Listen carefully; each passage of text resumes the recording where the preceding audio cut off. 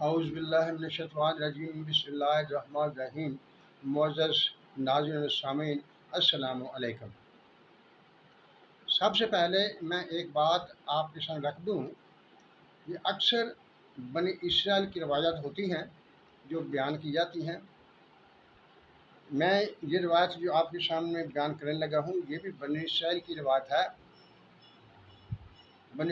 روایت ہے، لیکن یہ سچی یا جھوٹی اس کے بارے میں کچھ نہیں کہہ سکتا، لیکن دیکھنا یہ ہے کہ بنی اسرائیل کی ایسی روایات جو کہ ہمارے عقیدے کو متاثر کریں تو وہ قبول نہیں کرنا ہوتی، اور جو روایات ہمارے عقیدے کے مخالف نہ ہوں ان کو لیا جا سکتا ہے، کیونکہ ایسی روایات ہمارے ایمان کو تازہ کرتی ہیں اور اللہ سے محبت میں اضافہ کرتی ہیں۔ اسی طرح کی یہ ایک روایت میں آپ کے سامنے پیش کرنے لگا ہوں۔ کہتے ہیں کہ ایک نوجوان تھا، اس کی مونچھیں اور داڑھی نہیں تھی، بہت نرم و نازک تھا، عورتوں کی مانند ادائیں دکھاتا تھا، اسی طرح اس کے ہاتھ نرم تھے، وہ کام کوئی نہیں کرتا تھا۔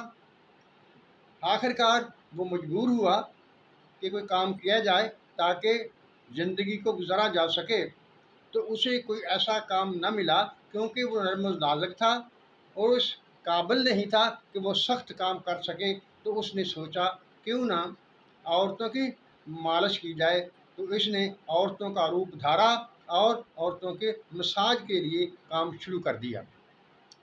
وہ اس کام میں اتنا ماہر ہو گیا کہ جس عورت کا وہ مساج ایک مرتبہ کرتا تھا وہ دوبارہ بھی مساج اسی سے کرانا چاہتی تھی اور اسی کو ڈھونڈتی تھی اور اس سے آ کر مساج کراتی تھی،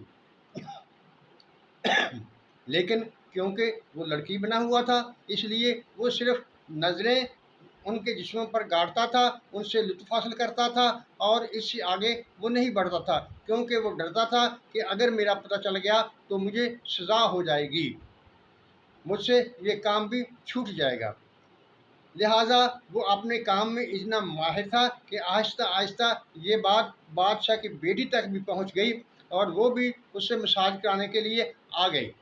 جب وہ اسے ایک دفعہ اس نے مساج کرایا تو پھر تو وہ جب اس کا جی چاہتا تو مساج کرانے کے لیے اس کے پاس آ جاتی۔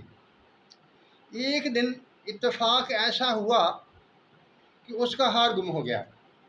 جب اس کا ہار گم ہوا تو پتہ چلا کہ میرا ہار نہیں مل رہا، تو اس نے حکم دیا کہ تمام لوگوں کی تلاشی لی جائے، جو جہاں کام کرتے ہیں ان سب کی تلاشی لی جائے۔ جب یہ بات سامنے آئی تو وہ نوجوان جو تھا تو نوجوان لیکن بھیس بدل کر عورتوں کا مساج کیا کرتا تھا، وہ ایک جگہ چھپ گیا۔ جب وہ چھپ گیا اسے اس بات کا پتہ چلا اب جب تلاشی ہوگی تو میں پکڑا جاؤں گا اور مجھے سزا ملے گی۔ اس خوف سے وہ چھپا۔ جب وہ چھپا تو اللہ تعالیٰ سے معافی مانگنے لگا، کہنے لگا اے اللہ میرے کمیوں کوتاہیوں کو معاف فرما دے، میرے اس گناہ کو معاف فرما دے، میں آئندہ توبہ کرتا ہوں کہ یہ کام دوبارہ نہیں کروں گا۔ وہ رویا، خوب رویا اور اللہ سے بار بار معافی مانگنے لگا کہ اللہ تعالیٰ اس دفعہ مجھے بچا لے، میں دوبارہ یہ کام نہیں کروں گا۔ خدا کی قدرت، کیونکہ وہ بے نیاز خدا ہے، اس نے اس کی دعا قبول کر لی اور باہر سے آواز آئی کہ شہزادی کا ہار مل گیا ہے، لہٰذا وہ نوجوان بھی وہاں سے باہر آ گیا اور شہزادی اپنا ہار لے کر اپنے گھر کو چلی گئی۔ اب جب اس نے اللہ تعالیٰ سے معافی مانگی تھی اور کہا تھا کہ میں یہ دوبارہ کام نہیں کروں گا، تو اس نے اپنا یہ کام چھوڑ دیا۔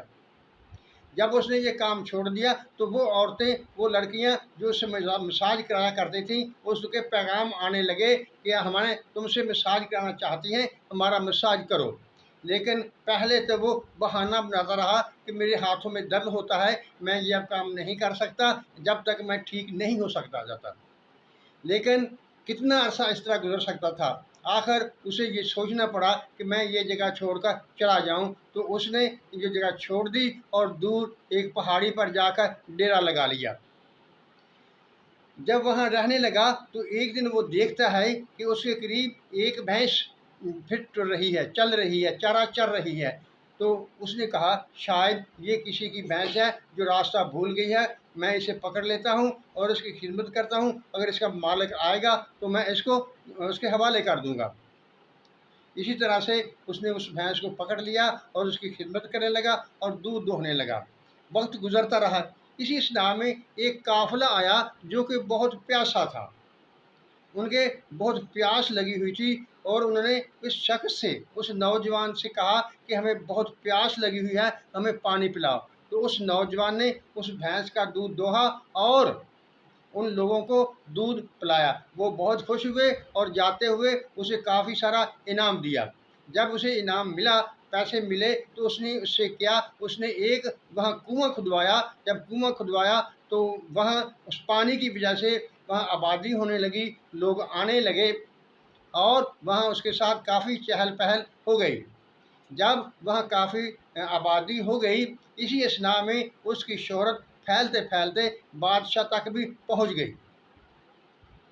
जब उसकी शोहरत बादशाह तक पहुँच गई कि वो एक बहुत नेक आदमी है जो अल्लाह ताला का राह में मेहनत करता है, अल्लाह ताला की इबादत में मसरूफ़ रहता है, लोगों की खिदमत करता है।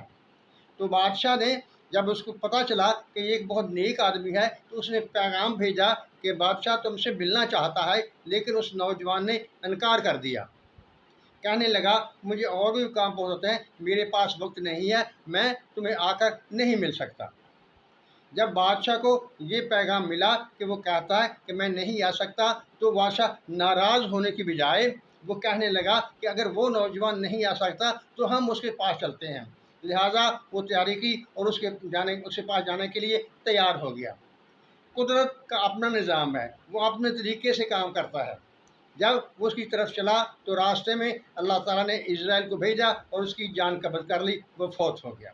ये बात लोगों में मशहूर हो चुकी थी कि वो उस नेक आदमी के मिलने के लिए जा रहा था, फौत हो गया। तो लोगों ने उसको बहुत अच्छा जाना कि वो एक बहुत खुदा का नेक बंदा है, और उन्होंने बादशाह के बाद उस नौजवान को अपना बादशाह बना लिया। जब वो बादशाह बन गया तो एक दिन उसके पास एक शख्स आया और उसने कहा, ए बादशाह,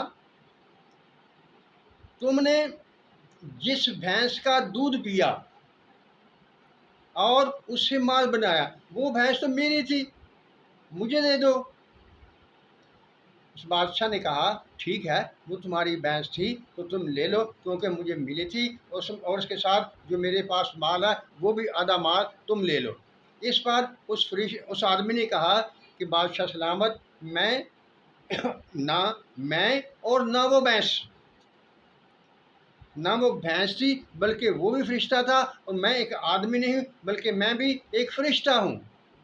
ये तो तुम्हारा इम्तिहान था, जो तुमने तौबा की थी और उसके नतीजे में तो उस पर कायम रहे, तो अल्लाह ताला ने इसके नतीजे में ये निज़ाम किया था। अब बात ये है कि हमें ये माल भी नहीं चाहिए, क्योंकि हम तो फरिश्ते हैं, हमें इस माल की कोई ज़रूरत नहीं है। मोअज़्ज़ज़ नाज़रीन व सामीन, ऐसा हुआ कि जब ये बात हो गई तो वो लड़की, वो बादशाह की लड़की शहज़ादी जो उससे मसाज कराने के लिए आया करती थी, वो भी उससे शादी के लिए रज़ामंद हो गई और उसकी शादी हो गई, और अल्लाह ताला ने उसे बादशाह भी दी और माल और दौलत भी दिया।